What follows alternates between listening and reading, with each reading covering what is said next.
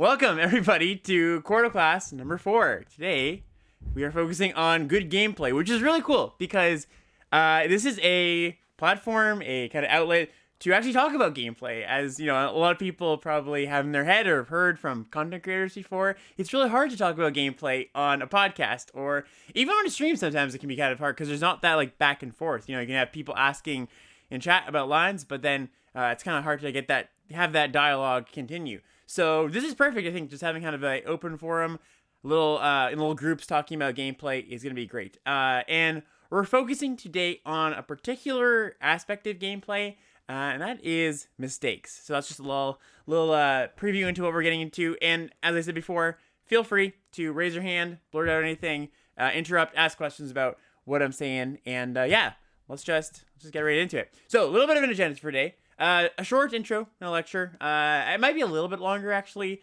than usual, just because I think there's a few important things I want to say to preface our group activities.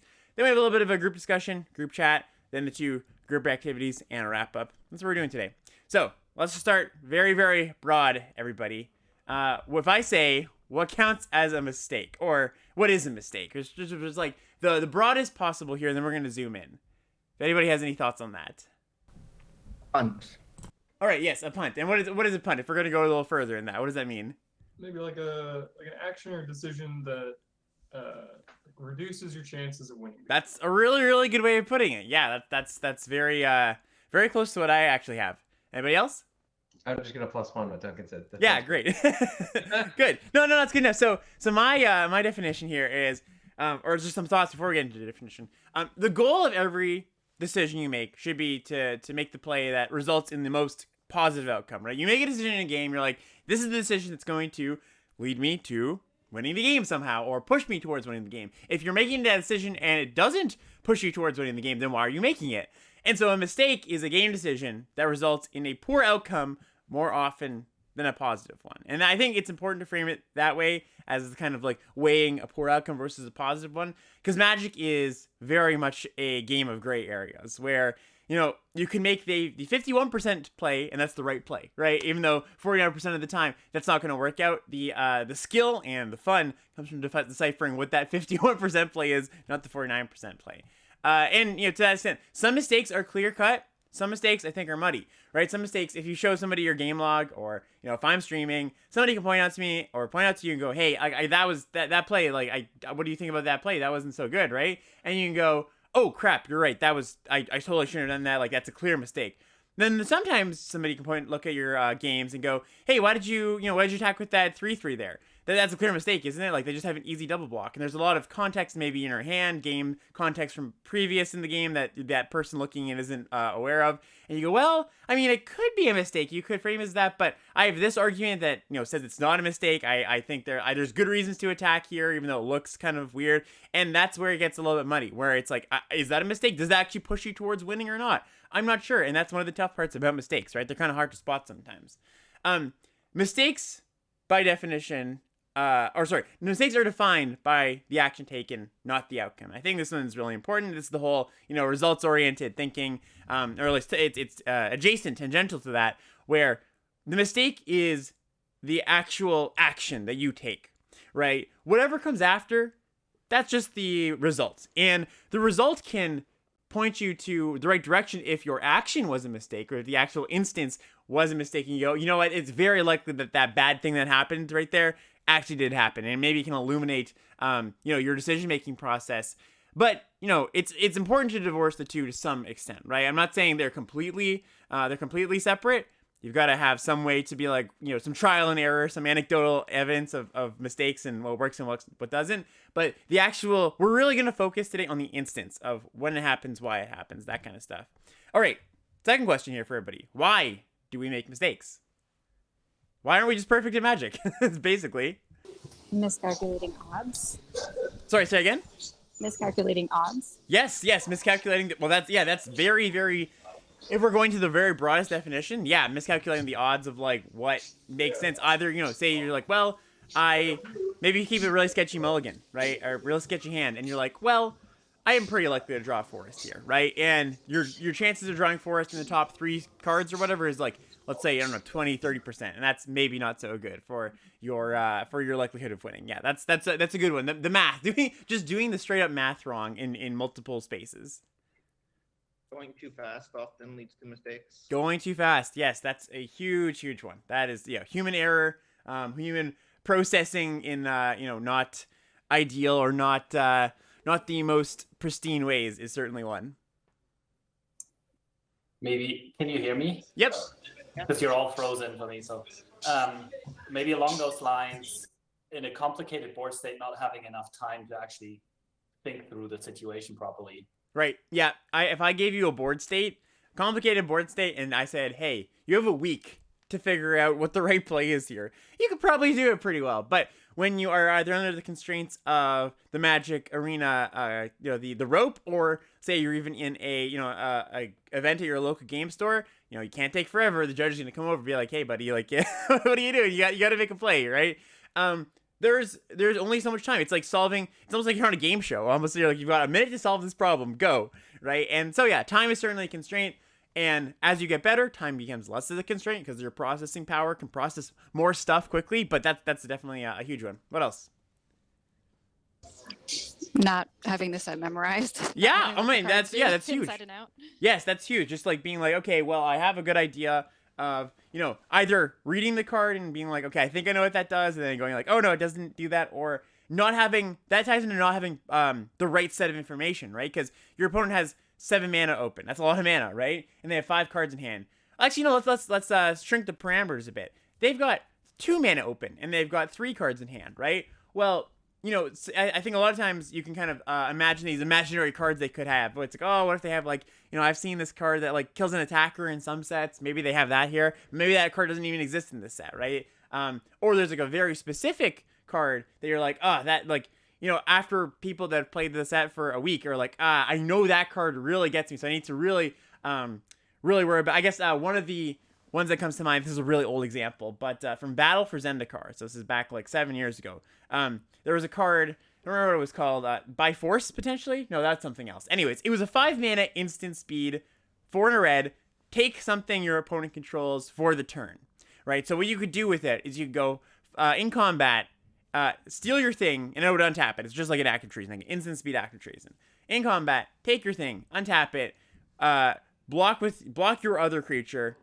Both creatures die. So it's just like a 5 mana 2-for-1 if your opponent wasn't aware of that. That card was very, very good in the first week of the format. The card was very not good like 4 weeks in because people knew what that card was. So yeah, you can certainly make mistakes just from lack of like, experience in the format or knowing the cards in the format.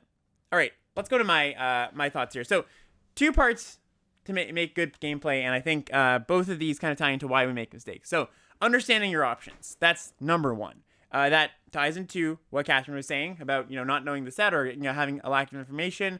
But just in any game state, just going, if I said to you, you were playing a game and I walked up to you and go, what are your options on this turn? You could probably give me, I don't know, 3, 4 options. But there might be 7. There might be 8 options you can take, right? And if you don't know all of your options, then, well, you're gonna not carry out the right one the percentage of the time because you didn't even know it was available to you, right? So if the supercomputer playing Magic can look at all the decisions and go, I have 8 plays to make, they're going to be able to choose from the best one. So if number 1 is understanding your options, can anybody guess what number 2 is? Understanding your opponent's options.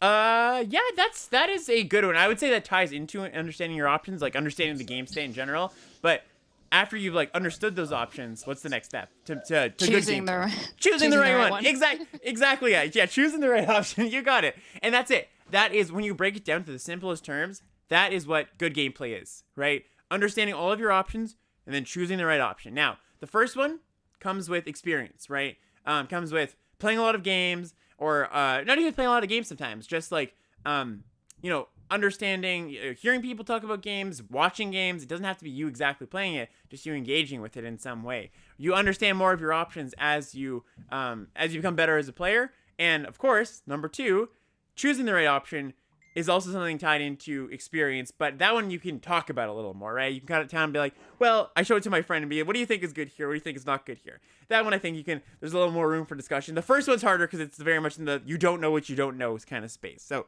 that's the 2 things to think about. And if you are ever in a tough game state, ask yourself these questions, right? What are my options? Let me choose the best from those. And you're not always going to know all of the options, right? You're going to see 4 out of the 7 options you might have if the supercomputer sits in and plays your game of Magic. But if you have 4 options, that's better than having 2 options, right? And then choosing the right option is, of course, the next step. So just some last thoughts here before we get into our activities. Mistakes are rooted in habit or mindset. And it's important when we're trying to fix mistakes to fix that root, not the instance, right? A lot of times in my coaching, we'll go through gameplays and I'll go, oh, like there's a mistake here, there's a mistake here, or like at least what I perceive as a mistake anyways. And I will talk about it and be like, okay, maybe you could have done this, could have done this. But that's helpful for that game. It's not that helpful for your future games. What I like to do from there is we dive into why did we make that mistake in that place? What brought us there? What was your mindset? What was your logic for making that play, right?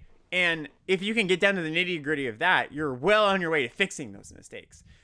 So there's certainly going to be some like slips where you're like, oops, I forgot about this, just like kind of brain farts. And that's kind of a mistake or something that you can get to the root of as well. Just, more focused play, right? But if you're noticing you're making the same mistakes, or maybe you don't notice you're making the same mistakes, and that's a whole other issue. But if you're noticing you're making the same mistakes over and over again, or at least mistakes in the same space, where you're like, my mulligans are, I feel rough about those, or oh man, I feel like I don't know what to do in the early turns. That's a place to really focus on. And here's a great quote. I don't know who I got this from. It might have been from LSV, some pro player I remember, but maybe it was Reed Duke. But he said, hope is not a plan. Hope is not a plan. And I think a lot of times in a game of Magic, right, we're kind of like, well, I don't know. Like, I don't know what the right play is here. I have, like, all these options. Let's just take one of them that seems okay, right? And that's not a good plan. I mean, sometimes you do it, sometimes whatever. It's just like you throw away the game. Maybe you're not the most invested in the game. You're just like want to play the game and see what the conclusion is, of course. But if your goal is to get to that right play, you can't just hope. You have to do that process of looking at the options you have, picking the right one. A little bit of psychology here. The definition of a bad habit is that it doesn't disappear even though you know about it. You need to change something. You need to be able to change it, right? So if you can identify again those bad habits, you're well on your way to fixing those mistakes. Okay, so last thing. Let's just do a little bit of brainstorming. What are some common mistakes that you see people making, your opponents, or maybe on stream, you hear the streamer being like, oh, a lot of times streamers will make mistakes themselves or point out mistakes their opponents made, or just mistakes that, you've noticed yourself from your own gameplay. What are some, the more common ones that pop up?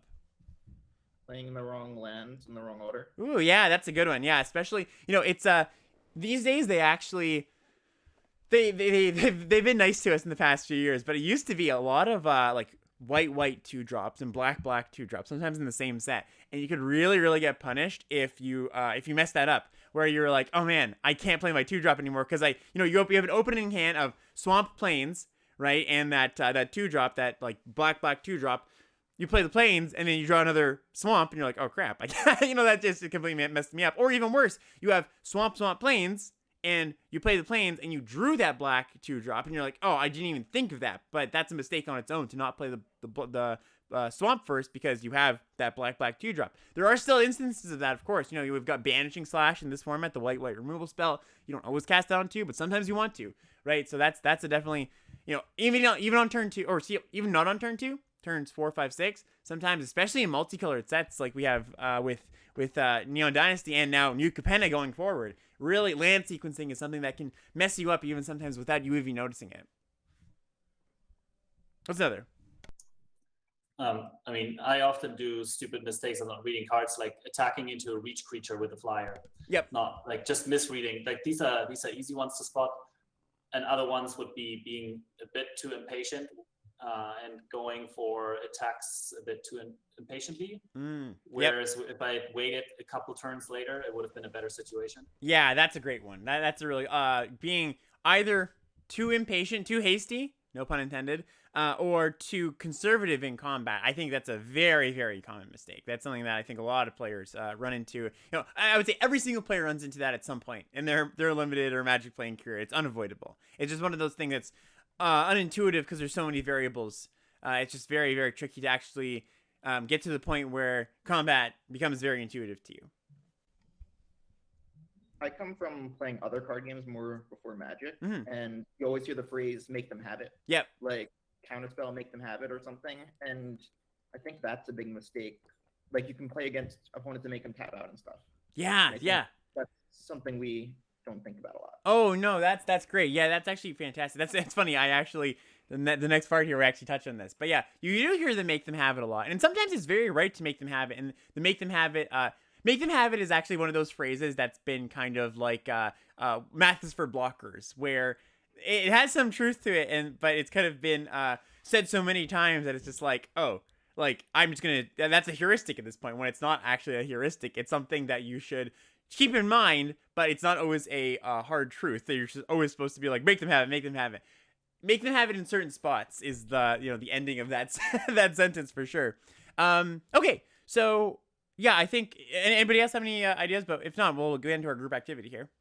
Oh, I guess just sort of in that same vein, right? Understanding when to play around something and when not to play around something. Yes, exactly, and that comes from knowing your options, right? That's a lot of stuff we've talked about already, like in the people have mentioned, do fall into that category of what are my options here, right? Can I play around stuff? Can I not play around stuff? Is that something that's viable for me here? Oh yeah, and then Alex in the chat says misunderstanding your role or not seeing when your role has changed. Another huge one, right? Just who's the classic who's the beatdown. I've had a lot of episodes about who's the beatdown and how to be defensive, how to be the offense, right? And recognizing your roles, changing stuff like that. That's a gigantic one. And that starts as early as turn 2. It starts as early as your opponent plays a land and figuring out, hey, are they going to be pressuring me or not? I had a game recently where I had the choice to either play an Okiba Reckoner raid or a Rabbit Batter, I think it was. And because my opponent played or maybe that wasn't the example, but it was something, it was black red, I don't remember exactly, but it was a more defensive play or a more aggressive play is what it comes down to. And my opponent played Mountain on turn 1, and I went, I should make the more defensive play here because my hand it's not a very good racing hand. It's a pretty good hand at going long though. I don't want to be aggressive here. I normally, my baseline is be aggressive when you can, be the one to put yourself in the aggro driving seat. But I shifted that and said, no, my opponent played Mountain. They're going to be the more aggressive when I bet. So I made the defensive play, which is not, my baseline play I would have made. Okay, so let's move into our group activity. So we've got a few people that have kindly brought their game logs for us today. And we're going to look at some. We're going to dissect them. Isn't that fun? So one of the, I don't know how many we're going to get to today because this is going to be a kind of a robust activity. It's going to take a while, I believe, but we can see if we can get to at least 2 today. All of the groups are going to look at the same log, and we're going to have 2 groups because I think we have just enough for 2 groups. And we're going to identify mistakes. That's the the goal here. Maybe some of those really obvious, or not obvious, but those clear-cut mistakes, and some of those muddier mistakes we can kind of have conversations about. And I want to preface this, of course, by this is not all going to be with accusatory tone. I'm sure this group is going to be very polite and generous and nice to the people that have been so kind to bring their draft logs. But it's more, I think, framing it more as questioning, being like, let's look at this play. Was this right? Was this wrong? There's going to be some, I'm sure, going to jump out to you and be like, oh, that strikes out to me as wrong, right? Or that sticks out to me as wrong. And we can talk about that. But I think really we're looking at the questioning of, hey, is that play good? Is that play bad? What can we get to the bottom of what the percentage of that play is, right? Is that a 55% play, a 60% play, that kind of stuff. Next, after we identify any mistakes, explain the problem with the action, right? What happened? Why did that happen? Why did we get there, right? It's the whole habit versus instance. What caused us to get to this place? And maybe the person who is sharing the log can give a little bit of background of their thoughts. That'd be very helpful. And then last, I phrase this very, very sternly. Recommend remedial action. But all this means is, what do you do, right? What's the alternative line you could be taking, right? The counterfactual line. And here's just a little bit of some guidelines we can make. And this is just very, very rough. You don't have to actually follow this, but just some thoughts maybe for talking about this. I think in your own gameplay, and as we're looking through this, it's good to 1, generalize the mistake, and then action pairs into repeatable rules. So what that means is when this happens, instead of this, I will do this, right? Kind of, we're just like breaking it down very, just to its very core. So for example, like the counterspell example, when I look at my opponent with blue mana open, and instead of immediately passing, I'll ask myself, A, how likely is it they have a counterspell? B, how good is a resolution of my spell versus how bad is the counterspell? C, how bad is it for me to pass? All those things. These are kind of the questions to ask in the gameplay. And gameplay is so rich for just content that we can look at. There's so much you can talk about a given game. So I'm gonna give everybody a little bit of time. I think Alex, if we want, I think yours is a pretty good one to look at actually. If you don't mind volunteering you, and we will. This is Johnny D in the Discord. So I can post the link in the chat, or it's just in the Chord-o-class channel of the Discord. So I'm gonna give everybody, let's say half an hour. Okay. 20 minutes later. Hello, welcome back. How's it going, Alex? Good. How's that? Good. Good. Yeah. Yeah. Lots of notes. It makes me wonder, like every time I don't think I made a mistake and just put it up, like how many mistakes am I making every day? Well, I would say that every, something that Ben Stark says a lot is like, no game of Magic is mistakeless. It's just like, even for the pros, and it's just like, it's exactly what I was talking about before, where it's just like, sometimes you don't even notice it, and sometimes you do, and that's two different battles to fight. But yeah, there's definitely a lot of games that it's just hard to even point out those mistakes. Yeah. Yeah, or even times like we put it was a mistake, or I said I thought it was a mistake. I'm like, but maybe I'm wrong, and Alex probably knows better than me. Yeah, see, we can talk about that too. Oh, Aaron, he says, can I hear you? Oh, he's left. Okay. Yeah, Aaron's been having some issues. Is Group 2 here as well with Duncan and? Yep. Oh, cool. Okay. Hi, everybody. How was I will say, how was that for you as well? I asked everybody. I don't know if you caught that question. Yeah, it was good. We spent infinite time talking about like very small decision points. Great. I love that. That's what we're here for. Okay. So yeah, let's just regroup here and we'll talk about it. I'll lead us through this here. Let me see if I can zoom a little bit. Yeah, there we go. Okay. And why don't we have I'll be the one to kind of show the visuals, but why don't we have maybe one of the groups start with their thoughts on just where the points were. If I don't know if did anybody take notes, or is this all in your head, or? Our group took notes. Yeah. Okay, why don't we start? We'll start with your group, especially because it's your gameplay log. So I'll just go through. If anybody's done a coaching session with me, very similar to like I usually do, and you can stop me anytime when there's a point where you're like, okay, this is a point of interest, or if you have one that you want to start with. So first thing is on action 33, if that helps. Okay, 33. So let's just go through the game here. We modern age. We pitch. Already dead. We're trying to find some lands. Yep, they have a board, and we're on 33 here. Okay, so what are your thoughts? We were saying that we probably should have looted away the suit up over the puzzle maker, because the puzzle maker is better defensively, and the suit up is an offensive card. Yep. I like that. So, where does that stem from, do you think? And again, it's great to have the person who actually played this. I don't know, maybe, it's yesterday or last week, Alex might be a little bit different than today, but if you are to, dig back to that time, where do you think you thought? I mean, this is like one of my many deep-seated weaknesses in gameplay, which is like I'm terrible at looting, right? So I think the rule that we came up with is when I loot, instead of just choosing which card is better in a vacuum, I will consider my role and choose the card appropriate for my role. Great. And I think what we all agreed on is that it's pretty clear that the decision criteria here was Suit Up is a better card than Puzzle Maker, therefore I should keep Suit Up, when that's not the appropriate card for the role, right? Suit Up is an offensive card. I am clearly on the back foot. So a defensive body makes a lot more difference than a suit up is going to make. Yep, that's a perfect way of putting it. I 100% agree. All right, do you know what's the where's our next point here as we go through the game? 45 is the next one. 45. All right, so we play out our Searchlight Companion, which to be fair is a pretty good defensive card as well. Nice little card to, block the 1/1s. All right, and 45. All right. We said that we should have blocked the other companion, because if they bounce that companion, that gives them a chance to put another 2 bodies. And even if they bounce the Okiba, it isn't putting them run on board position as much. It sucks, but comparatively, it's much less an issue than the other way around.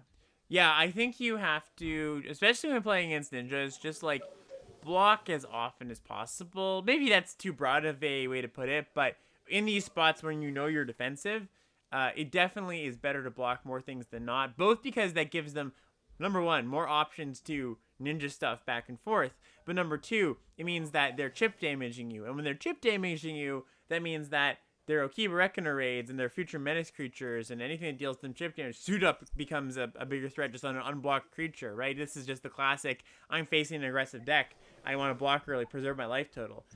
So yeah, for that reason, like you mentioned, and I think just the life total preservation is really important here. Yeah, Duncan.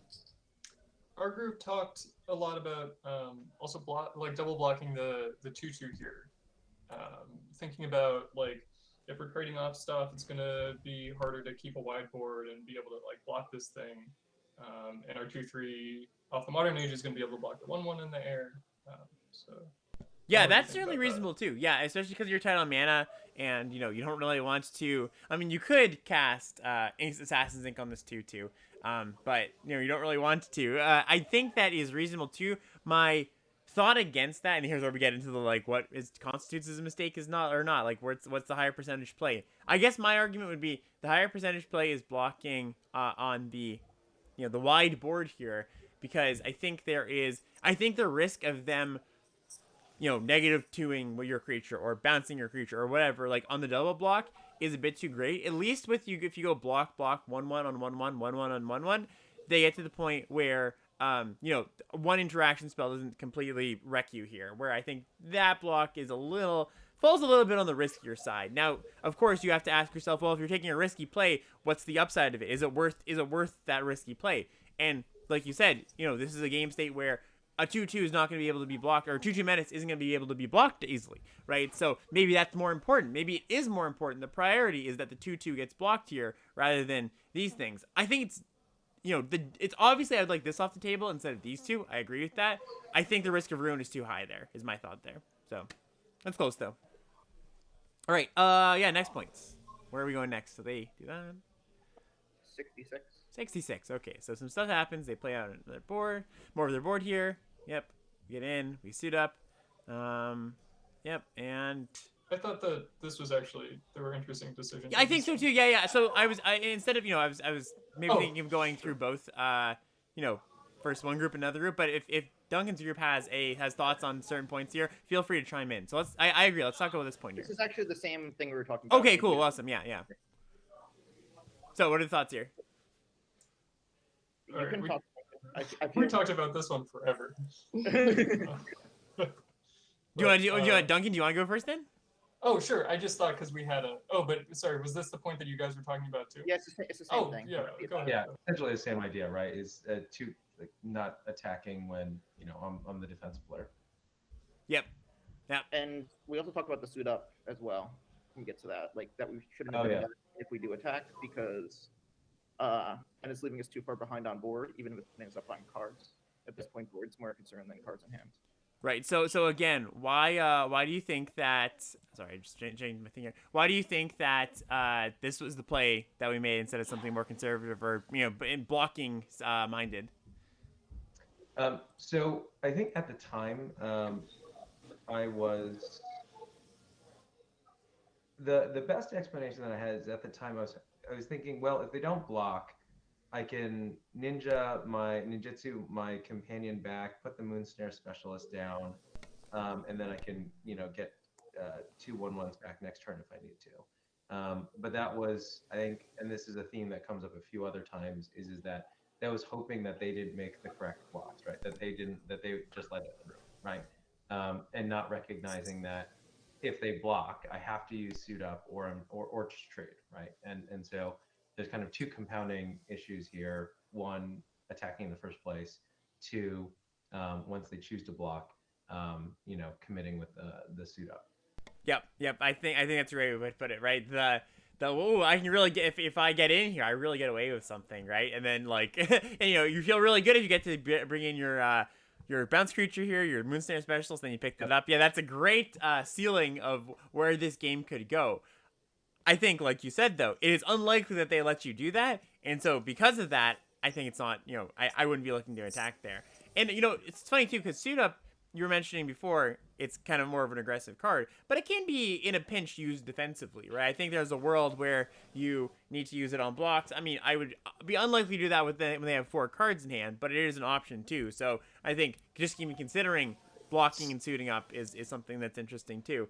So what's the alternative play then? What do we think we want to do instead? Maybe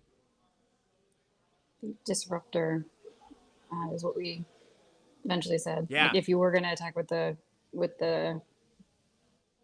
Searchlight, you would probably let him trade, play the Disruptor, and then I think we maybe said ink the Technician. Yeah, I think that's great. And I think you could... So I think, like Alex is saying here, if you attack with the Companion, which I think is a mistake, but someone you can recover from because they just trade off, you essentially... Your goal here... Actually, let's zoom out. What is our goal here on this board state, do you think?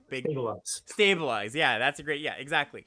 And what that means is kill their creatures or neutralize their creatures in some way. You've effectively neutralized their 1/1, right? That's your goal here. That's your Searchlight Companion's mission is to block, right? And you've effectively done that in a weird roundabout way because you've got them to block, right? So that's fine actually. I think this attack, arguably, here's actually going a little bit deeper. Arguably, this is a good attack because if they don't block, you do get to Moonsnare, and that's the best case scenario. And if they do block, you've also accomplished something you want, which is good. I think the actual mistake is the compounding mistake, like you mentioned, where then you suit up and you just give up too much tempo because you're not adding to the board presence here, and they have a lot of attackers. So, yeah, I think the plan of see what happens in combat, suit up if they block, and if they don't block, play Disruptor as another blocker, and have ink up. I think that's a really, really great line there. All right, and of course, this is all within... Oh, yeah, go ahead. No, the only other thing that I could have imagined maybe making the mistake of playing Suit Up is because I was worried of making land drops and think like, oh, this gives me one more draw. Yep. And maybe stabilizing one plan to stabilize is also trying to hit my land drop so I can actually play my cards. Yep. But that's again one of those like let's hope plans rather than have something better to do like Disruptor and then ink up. Also, another way to look at it, and I agree, it's very, actually, this is something that I remember when I, was, really limited. I really had this compulsion to make sure I hit my land drop every single turn, and I think it's, it's with good reason. It's good to hit your land drops. But as I played more, I realized, hey, my opponents are winning when they just get stuck on land 3 for a little while because they're playing well. Or I'm winning because I'm using the resources at hand. I'm not, tapping out for 3 mana for a divination when my opponent's pressuring me just to hit my land drops. Like it feels good to hit your land drop every turn, but it's not always the best play, right? So the other thing I would argue too is just surviving, right? Just like making sure you don't die, don't take damage, is in a weird roundabout way, a way to hit your land drops. Because if you can survive for longer, you're going to hit your land drops and you can cast your Behold and start to take over. So it's that weird, like, damage equals cards equation if you want to, like, exchange the resources like that. So yeah, I think the desire to always want to hit the land drop is certainly a way or a reason you'd want to cast Seed Up here. All right, next spot. What's the next spot on our list? 98. 98. Okay, so they attack. Yeah, they're pressuring. They get in their Technician. They do some ninja stuff. They pick up a bunch of stuff. They play Virus Beetle. Yep, Reckon Array. Reliving that turn in front of people was traumatic. Let's see. Like the turn where they like double ninja and then Virus Beetle. I was like, oh, this is so painful. Yeah, it is a lot of stuff. Yeah, it's just that's the ninja deck for you sometimes. So is this the attack here, right here? Yeah. So we were saying that we shouldn't have attacked the Companion, and we're behind on board. Again, the attack thing you said before, I guess makes sense. But even if in this case, even if we did get through, it might not have been as worthwhile. Yep. We should have played the Disruptor and Assassin Tactician to stabilize more. Yep, I totally agree with that. I think you could just like here. You're honestly. You're not quite stable, but you are on the verge of being stable. I think if you just cast the Moonsnare Specialist as kind of a 2-for-1 in this board state where you get rid of one of their threats and you have another blocker, I think you're actually doing pretty well for yourself. And then Behold and your removal spell, that can definitely push over the edge, right? They're going to push back next turn. They're going to play some stuff. They're going to drain with the Reckon Array, but you're going to be able to push back further with this ink in this Behold, as long as you just stabilize this board. So I think, again, zooming back out, a lot of these actions, I think, have been taken with the the thought of, or not considering enough that we should just trying to stabilize when we have such an awesome card like the Hold in Hand, and that's where I think it might be coming from here. All right, yeah. So, Alex, do you think Behold is as good against the Ninja deck because they can just bounce the -2? Negative. So that's certainly something where you're like, okay, so you know when you face a green-white deck that's got a lot of small creatures and you just Behold them, right? And you're like, oh, that's great. Then I'm just like super safe this turn. Against the Ninja deck, yeah, you've got some like worry about like, okay, the Ninja in like a 5/5 is of course the worst case scenario, right? But usually they Ninja in like one little thing and maybe they get a little trigger. It's gonna stabilize you enough. It is worse, but still pretty good against the Ninja deck. It's the main thing here is not taking a bunch of damage, and as long as they again don't Ninja in like a 5-power creature, you should probably be okay. All right. Can I chime in with some? Of course, Duncan. Yeah, thoughts. please. Okay, so we talked. This was actually the attack that we talked more about than the other one. I got them mixed up. So I do think that there's actually a pretty big upside if they don't block the companion, because you get to Ninja in the 3/2, and then you make a treasure, and then you have your choice of either just like playing the 1/1 and holding up removal, or you can play the companion again. Yep. So it's a similar situation where it's like, okay, assuming that they will block, is that good for us or not? Yep. I think that Alexander does what you suggest here, which is like after combat plays the Moonsnare Specialist to bounce the 1/1, if I remember correctly. I might be wrong. Yeah, that's what happens. And so I thought we talked about like the advantages and disadvantages of having these 1/1s on the board for a long time. And I think my feeling is that it's better to have the companion on because it blocks the 2/1 better than the 2/2 blocks the 2/1. If that makes sense. Yes, totally. So that's a great point. Sorry, continue. I have a thought on that, but yeah. So just to say that I think the line that we settled on would be don't attack, just bounce the Moonsnare Specialist because we want to keep the 1/1 on the board. Yeah. So unlike the last game where we kind of met our goals either way by attacking, or sorry, the last play. We either met our goals either way by attacking with the 1/1, maybe they trade, or we get in with a Ninja. It's different here because the value of our Searchlight Companion compared to their Flyer has changed now. Because now their Network Disruptor is not a 0, but a lot worse because you've got a 2/3 Flyer. So in their eyes, this Network Disruptor isn't doing very much anymore. Maybe it can attack all and it gets an additional point, but it gets bricked by this 2/3, right? So by you attacking with the 1/1, you're giving them kind of an out, actually. You're going, oh, great, I get to use my Network Disruptor in a great way because I get to trade off and maybe my other creatures get in easily. They don't get a chump block here, right? So I think you're offering them something they very much would like by attacking with this, is my thought. Right. I think they could also probably see what you're doing. Yes. You know, they know you're playing blue-black. They're not going to let you get anything through. Yep. I think so too. It's just like, very, you can actually, I don't know, I always get the sense when I'm playing against ninjas and they have it or they don't, because they'll very quickly go to attacks when they do have it, they're like, yeah, I want to attack.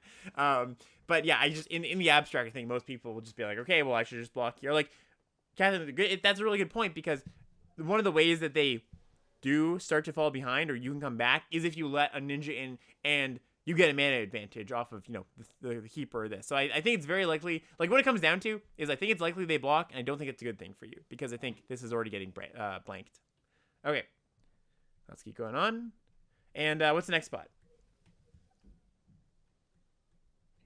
181. 181. Okay, so some combat happens, and at Duncan's group, if you have one that can, if you want to chime in with anything, feel free.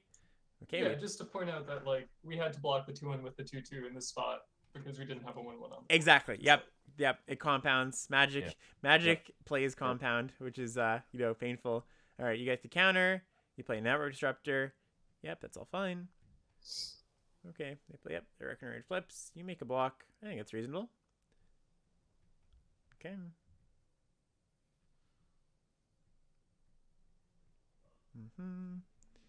All right. Cool. We behold. Hopefully that's good enough. Find magic stuff.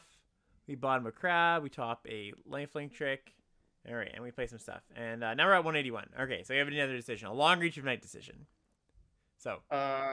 Yeah. So, and this we weren't actually sure about. So there's nothing we want to bounce with suit up with Moonsnare, right? Because if we're going to, is that a better discard target? Because basically a blank 2/2 for 4, right? We end up discarding suit up, but in hindsight, perhaps it's better to loot a 4-mana 2/2 that's a very bad rate at this point.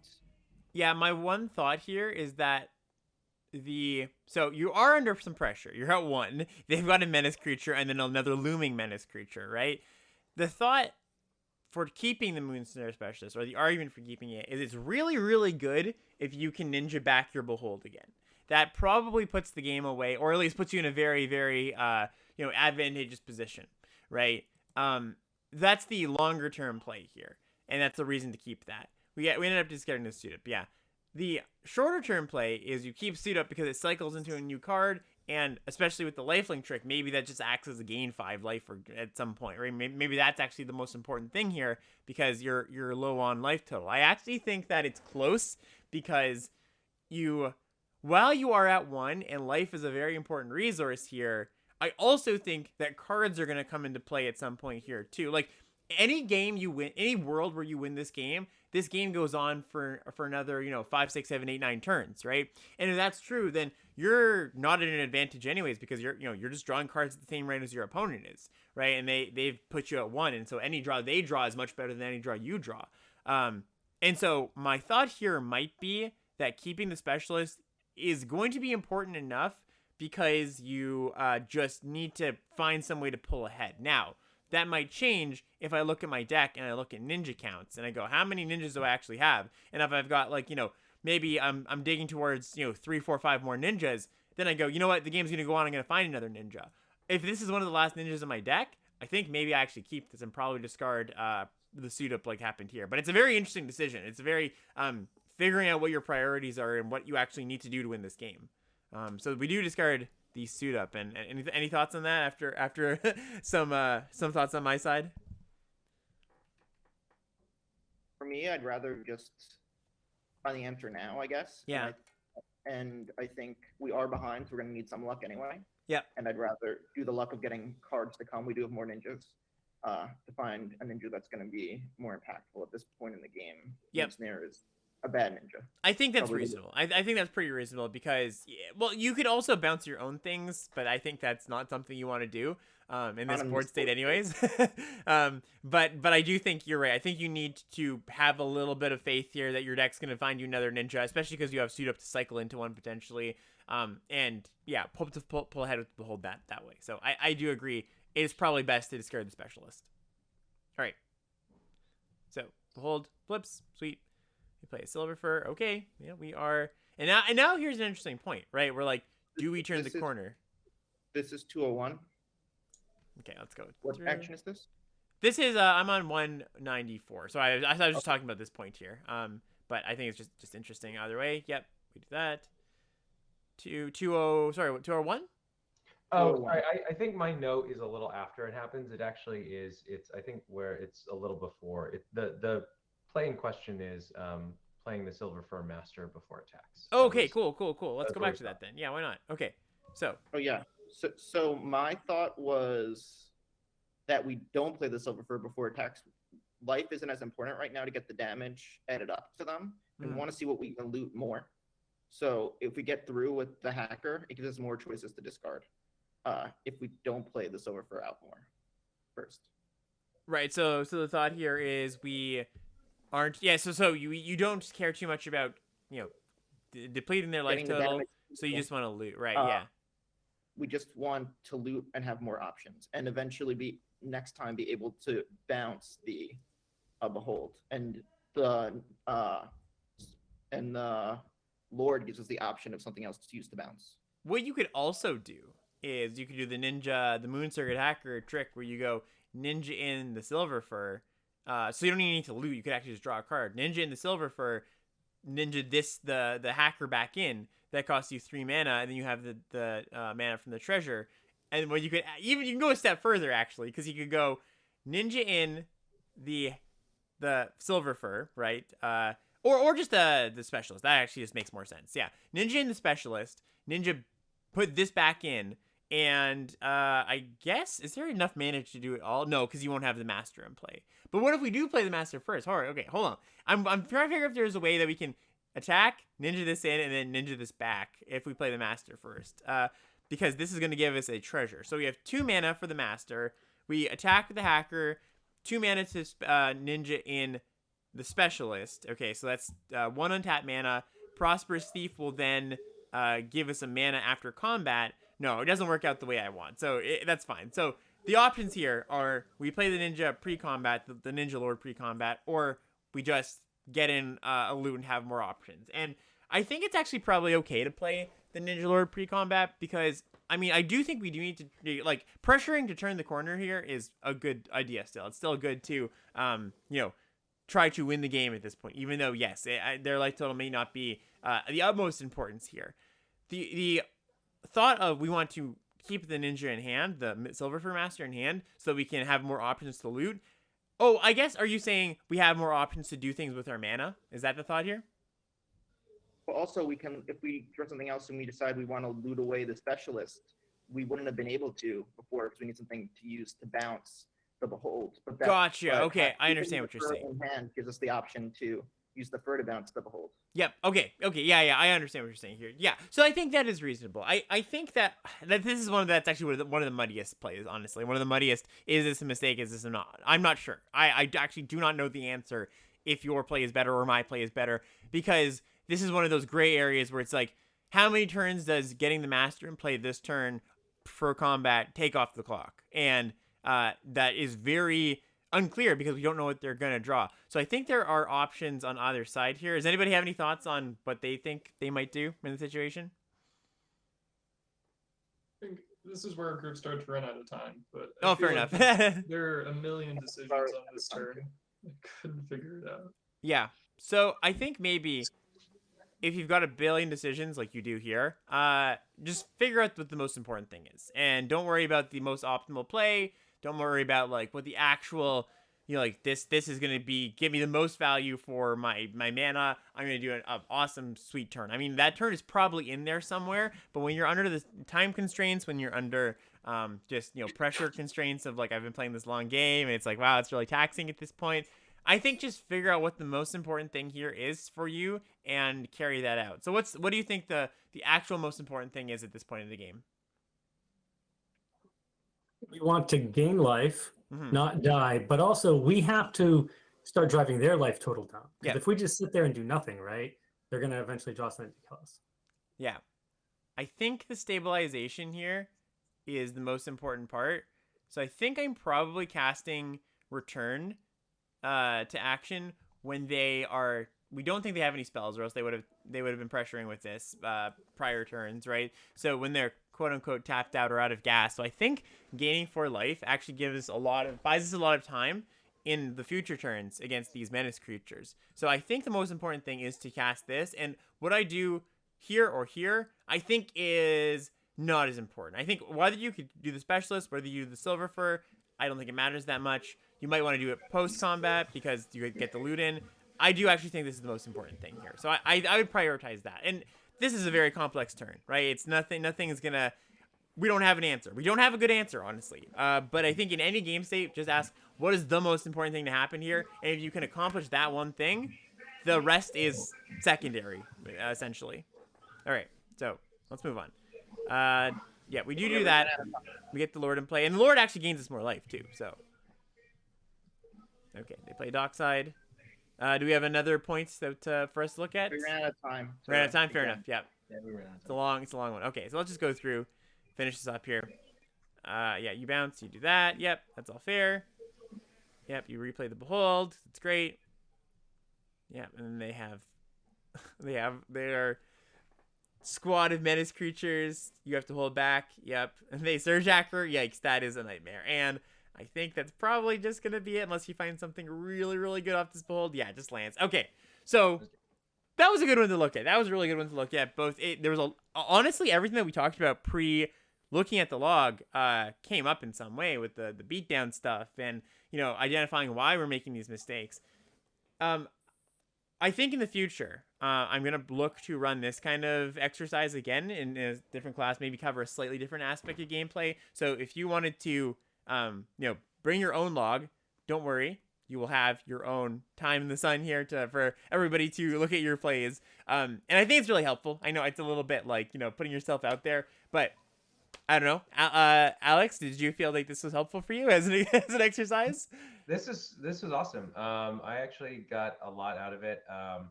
Scott and Catherine were awesome when we went over it, and the other Scott, Duncan, and Aaron were kind in their feedback as well. So yeah. I do think. Yeah. Oh, sorry. Go ahead. No, I was just gonna say. I mean, I think like two of the big things that I took away from this, and I think these are gameplay areas that I need to work on anyways, is kind of the whole question of what's your role. Okay, once you figured out your role, what is the kind of tactical path to achieve that, right? Yeah. And the other piece is like, there's kind of a very tactical piece that follows from that on looting, right? I told Scott and Catherine before we started, like looting and scrying are two areas in the game that I think I screw up a lot, and I think that's probably related to the first thing of misidentifying role, right? And what's important in any given moment. So this is great. Cool. Thanks, great. guys. Yeah. So just to close this out here, a little bit of I was wondering if we're gonna get to a second one, but there's like we mentioned, there's so many things to talk about in one game that I figured that might not happen. But just to close out here, kind of some to tie it all together, right? All these things that I mentioned, I think, are important to keep in mind. The decision-making process, identifying what actually counts as a mistake. Just like saying, the only thing you want to do in a game is make the play that makes you win the most, right? It's the classic John Finkel focus on what matters. But of course, if you're not John Finkel, it's hard to figure out what matters in a game. Some of these mistakes clear-cut, some of them muddy. Some of that's what makes Magic great, right? But I think as a takeaway, something tangible, aside from the kind of interesting things we've been talking about, discussion points. I do think that if you notice something in your game that is a recurring theme, or even just in one game, you're like, that was a mistake. One, ask yourself, why did I make the mistake? Was it I was just being fast? I was playing fast. I was just being, it was a stupid play. Was it lack of information? Maybe I didn't know the cards as well, and that's fine. Like that, not knowing the cards all that well, you can learn that. That's the easy part, right? That's actually a good mistake to make, because you're like, now I know the card. It's very simple.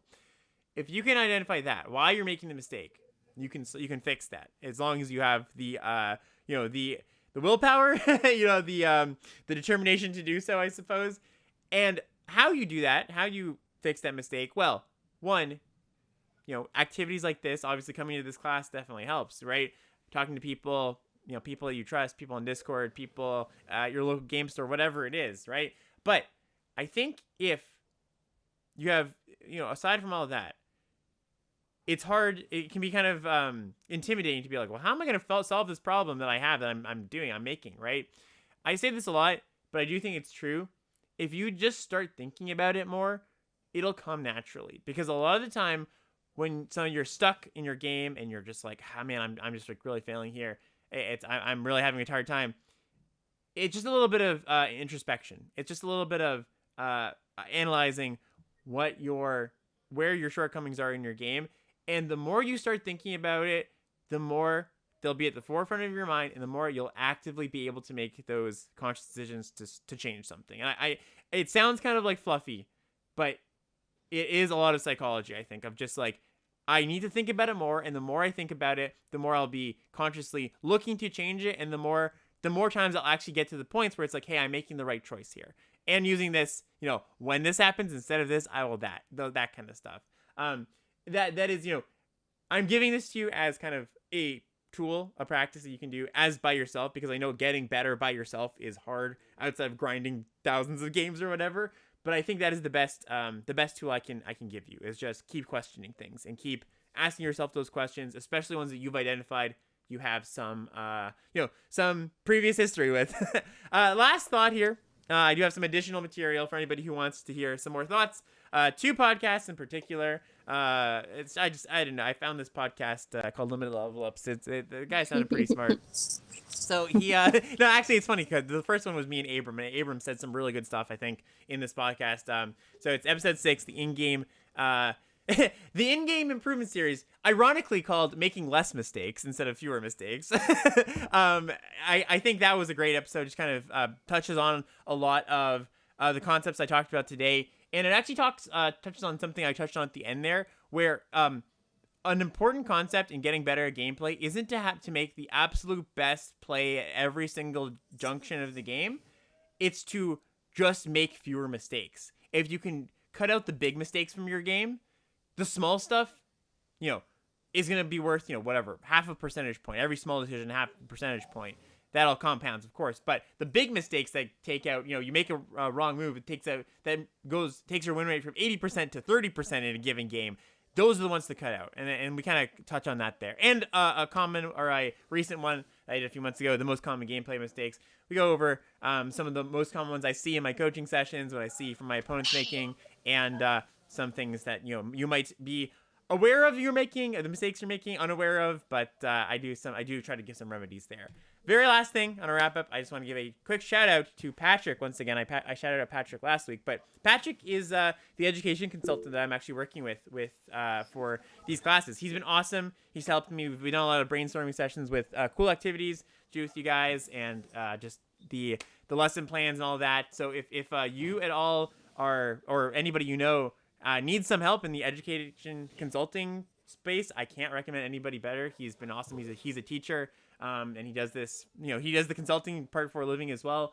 And if you want his information, either shout him out to me, or shout out to me and I can give it to you, or I'm gonna be putting it in the video link for anybody watching this video. And that's it. Anybody have any final thoughts? If not, we'll call it an afternoon or an evening, depending on where you are. That was great. Thanks, Alex. All right. See you, everybody. And thank you so much. Thank you. Bye. Thanks. Bye. Bye.